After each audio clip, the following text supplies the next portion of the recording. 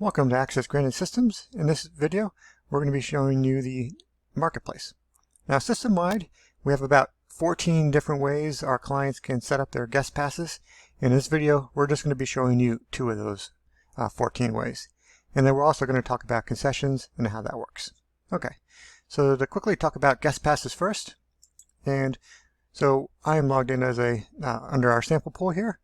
And one way we do guest passes is when somebody checks in. So we're going to check in Jesse here. So we have what's called virtual guest passes, and what that is a number associated with the particular household. So this household, 2010 Sample Street, they have 10 guest passes assigned to their household, and so if they wanted to use one of those guest passes, the gate attendant would simply use one of the guest passes. And I do have the register up here, and so if the gate attendant can write any text in here, most commonly the guest name, to keep track of it in your sign-in sheet on your log here. Okay, so that's one way, is our virtual guest feature here. And I'm going to jump into Jesse's account here. So she used to have 10 guest passes, now she has 9. And then facility managers, they can update this number if needed. So for example, if she buys another 10 guest passes, we can bump that up to 19. And so now this family has 19 guest passes they can use. So that's one way that our clients use guest passes. So the next way is through the marketplace here. And I'm going to show you how that's done from the patron's point of view first. And I'm going to go over to our sample website here. And our HOAs, we build these websites for them, but some of our swim clubs, they have their own website. And so they put a direct link to the marketplace right on their website. Okay, so I'm a patron at your facility and I like to buy a guest pass. I'm going to go ahead and click on the marketplace here. And this is my first time buying a guest pass. I'll click first time user. And these are all the different types of guest passes you sell. So you might just sell one simple type of guest pass, so a single use guest pass. You could also sell a book of 5 guest passes. And you could also sell guest passes for free as well. And so if I like to purchase one of these guest passes, I'll add that to my cart for $5 and I'll go ahead and check out. Okay, and so I would punch in my name and my email address and complete the transaction.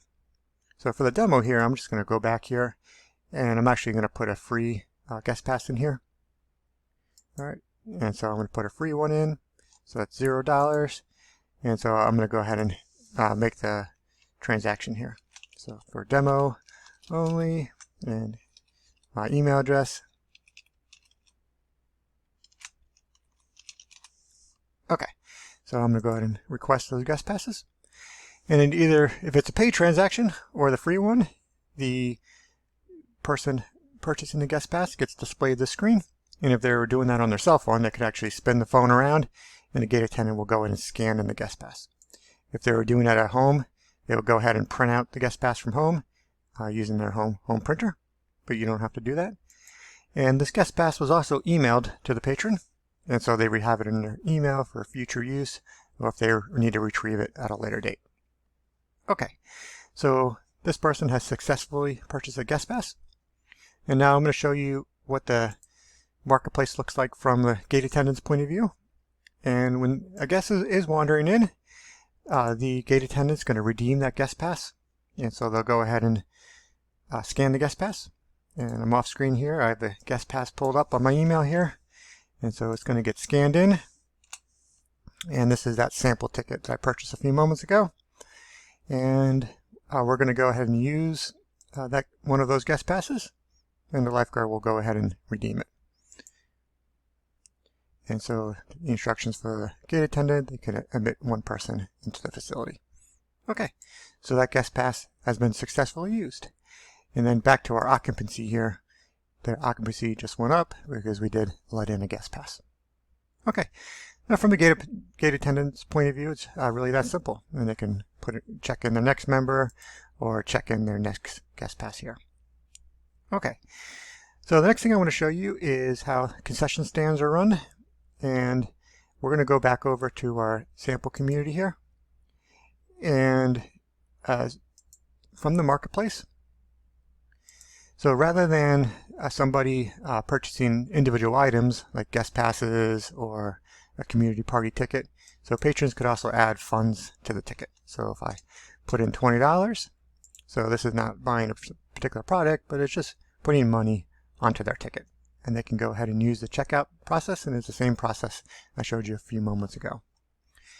Now, that person now has $20 on their ticket, and they can use that at the concession stand. So what does this look like from the lifeguard's point of view? So the first thing the lifeguard's going to do is go ahead and scan in that ticket. And it says here, well, Kyle, he has $101.04 on his ticket. And then they're going to go ahead and punch in a product or scan in a product. Now, if this was a bag of chips, they would go ahead and scan in the bag of chips. So, if it was a can of Coke, they would go ahead and scan the barcode on the can of Coke. But for demo purposes here, I just scanned in a bag of chips, and the concession stand worker can add that. So maybe they want to buy a hot dog as well. So the lifeguard will go ahead and scan in a hot dog, and let's add a can of Coke to the order as well. And so this is the order, and it's going to tally up for $3.18. And then the concession worker will go ahead and use that transaction, and then distribute that can of Coke, the bag of chips, and the hot dog. And if I go ahead and scan in Kyle's ticket again, you'll see that the money has been deducted from that particular ticket. So it used to be 101, now it's down to 97. And then Kyle could also, at any time, he can add more funds to his ticket and keep on using the same ticket at the concession stand all summer long. So that was a quick demo of two ways, the concession stand and how our clients sell guest passes and manage their guest passes. All right, and before we conclude, I do want to show you one more feature a lot of our clients use, and that's if they could also sell replacement passes, and some sell just unusual passes or passes like nanny passes or season-long guest passes.